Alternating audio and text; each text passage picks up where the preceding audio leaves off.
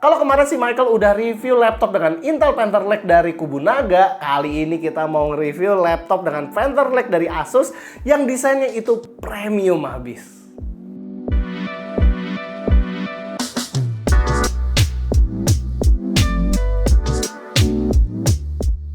Biasanya kita jarang banget bahas unboxing experience sebuah laptop karena ya biasa aja. Tapi beda sama laptop ini yang dimana unboxingnya itu kerasa mewah banget. Di sini boxnya itu ada tulisan-tulisan kayak the design you can feel, terus juga kerasa premium banget dan bahkan di dalamnya itu juga ada corak-corak ZenBook-nya. Kita kayak lagi unboxing Spectre yang memang udah setara sih sama ZenBook ini. Kotak dari laptopnya ini udah mewah dan juga laptopnya itu basalt grey-nya itu kerasa premium banget. Dan gak lupa juga Asus ngasih sleeve putih yang menambah nilai premium dari laptopnya ini. Oke, sekarang kita lihat laptopnya. Anjay, ini mewah banget sih. Bentukannya itu tipis, setipis port HDMI-nya noh. Kayaknya kalau lebih tipis lagi Asus sudah nggak bisa naruh port HDMI atau USB-A di laptop ini. Dan selain tipis, beratnya pun cuma 1,2 kg aja. Tapi magicnya, ini laptop tetap kerasa solid dan masih ada military standard pula. Hinge-nya tentu yang premium punya, alias bisa dibuka pakai satu tangan bahkan satu jari, tapi nggak bisa dibuka sampai 180 derajat. Layarnya pakai spek kesukaan gua di laptop Asus, resolusinya 3K dengan panel OLED dan color gamut yang juga udah nggak perlu ditanya lagi lah, udah serba 100%. Refresh rate-nya juga sampai 120Hz pula. Brightness-nya juga bisa terang banget di kelasannya. Tapi ingat, dulu laptop dengan spek layar kayak gini biasanya ada di belasan juta loh Asus, sekarang udah di 30 jutaan. Buat keyboardnya, seperti yang kita udah bahas di short juga, di Legends-nya dirubah sedikit fontnya dimana sekarang lebih elegan, kelihatan banget itu di huruf Q dan M-nya. Tapi yang kita paling suka adalah Legend shift kanan, backspace dan enter-nya yang juga sekarang lebih simpel lagi. Privacy shutter di sini ada, tapi hanya di software aja. Touchpad-nya sih di sini yang feelingnya premium banget, dimana kliknya lembut dan ada smart gesture-nya juga. Tapi buat kalian yang demen dengan numpad di dalam touchpad, di laptop ini nggak ada ya. Di bagian percolokan, Asus di sini masih nyepetin ada satu USB 3.2 Gen 2 Type A di sebelah kanan, sementara di sebelah kirinya itu ada full HDMI port, 2 USB-C Thunderbolt 5, dan satu audio combo jack. Ini yang gue salut sama Asus, masih ngasih port lengkap loh di laptop setipis ini. Seperti yang kita udah bilang di awal, CPU-nya memakai Intel Core Ultra Series 300 yang terbaru atau biasa disebut dengan Panther Lake. Di sini Intel menggunakan teknologi semikonduktor yang teranyar di mana transistornya udah di level 1,8 nanometer dengan codename Intel 18A. Graphic Core IGP-nya juga memakai codename yang baru yaitu Xe3 dan Intel Foundry di sini menggunakan teknik High-NA EUV untuk pembuatan prosesornya, yang dimana kalau kita hitung-hitung mesin yang High-NA EUV ini dari ASML, satu mesinnya bisa beli 900 mobil Rolls Royce. Gila. Gue pengen sih jelasin lebih dalam tentang Intel ini, tapi pas ngeliat script mic di review Prestige, mending kalian nonton videonya dia aja dah. Nah, buat kastanya Intel seri 300 ini, sekarang tuh ada 3.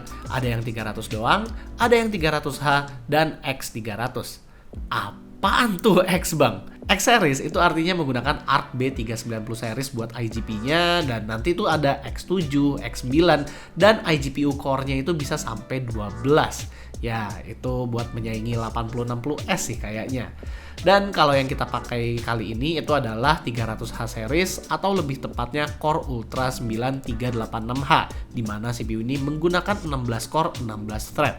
Seperti biasa, kalau prosesor laptop Intel pasti lebih ngutamain E-core ketimbang P-core. Jadi E-core-nya itu ada 8, P-core-nya ada 4, dan LPE core-nya juga ada 4. Buat SKU ini, laptopnya dipasangin dengan RAM 32GB LPDDR5X dan SSD 1TB PCIe Gen 4 yang sudah kenceng banget. Di Cinebench R23, CPU-nya ini masih bisa sebanding dengan Ryzen AI 9365 yang sudah keluar 2 tahun lalu. Namun, di Cinebench 2024, barulah kelihatan CPU-nya ini slightly lebih kenceng. Kenapa bang? Kok bisa beda? Ya karena sekarang kan CPU udah banyak banget ya parameternya. Ada NPU lah, ada AI workload lah, jadi kita nggak bisa berpatokan dengan Cinebench aja. Sementara buat performa iGPU Xe3-nya nih, yang sayangnya di seri 386H ini cuma dikasih 4 core doang, ternyata masih bisa nyaingin iGPU Radeon 880M yang ada di Ryzen AI 9 365. Dan ini menandakan kalau Intel ada di persaingan ketat iGPU kenceng dengan laptop yang sangat tipis. Nggak cuma di raw powernya aja, tapi iGPU-nya ini juga support dengan frame generation. Bahkan support sampai 4 kali frame generation di Intel Arc Graphics software-nya. Pengetesan game kita udah nggak kaleng-kaleng lagi. Kita sempat pakai ini buat running game berat di Full HD dan masih dapat di atas 60 FPS. Contoh kayak Cyberpunk bisa dapat 87 FPS settingan low, Spider-Man 2 67 FPS, WoW itu 77 FPS, Ark Knights Anfield 64 FPS. Yang paling berat ya paling Resident Evil Requiem yang baru keluar ya, dimana cuma dapat 49 FPS aja. Tapi karena ini adalah game RE ya sebenarnya masih playable sih. Memang sih laptop ini bisa dapat frame rate segini ya berkat frame gain-nya juga, nggak semata-mata karena raw powernya aja. Dan kalau misalnya kalian ada yang nanya kenapa nggak ditampilin yang 4 kali frame generation-nya, itu karena 4 kali frame generation-nya masih belum mateng dan banyak banget gambar-gambar artefak yang kita temuin, jadi ya kita nggak menyarankan untuk pakai 4 kali frame generation-nya dulu. Nah, kalau Adobe Premiere Pro yang memang support banget dengan Intel, itu baru kelihatan beda render time-nya itu dibanding dengan Ryzen AI 9 cukup signifikan. Sementara kalau Blender barulah kelihatan kalau Radeon 880M sama ini nggak terlalu jauh beda. Buat pendinginan laptopnya, dia tuh pakai 2 fan dengan heat pipe yang tersembunyi, tapi suhunya itu masih bisa dibilang adem. Mentoknya ya memang bisa sampai 94 derajat Celcius, tapi stabilnya itu hanya di 78 sampai 80 derajat aja. Sementara CPU powernya itu memang bisa mentok sampai 42 watt sementara doang, tapi stabilnya itu di 28 watt aja. 28 watt dan masih bisa main Cyberpunk, itu gila juga loh. Buat kualitas kamera webcamnya ini terlalu decent ya menurut gua di harganya, karena di harga 30 jutaan ini kita masih mendapatkan kamera 2,1 megapiksel alias ini sama dengan VivoBook S14 dan saturasinya pun sama. Jadi ini bukan yang saturasinya bukan yang bagus seperti ROG punya, dan ya memang bagusnya dia itu ada privacy shutter tapi secara software jadi bukan hardware. Dan kalau misalnya kalian tanya ini bisa Windows Hello apa enggak, dia bisa face record secara Windows Hello, dan karena laptop ini juga udah ada NPU-nya jadi bisa automatic framing atau juga background blur seperti yang gue gunakan sekarang. Laptop ini jujur premium banget sih feeling makainya, kerasa kalau ini adalah laptop mahal. Apalagi kalau kita udah coba ngetiknya, dimana feeling ngetik keyboardnya itu enak banget, nggak kerasa kayak ngetik di laptop tipis.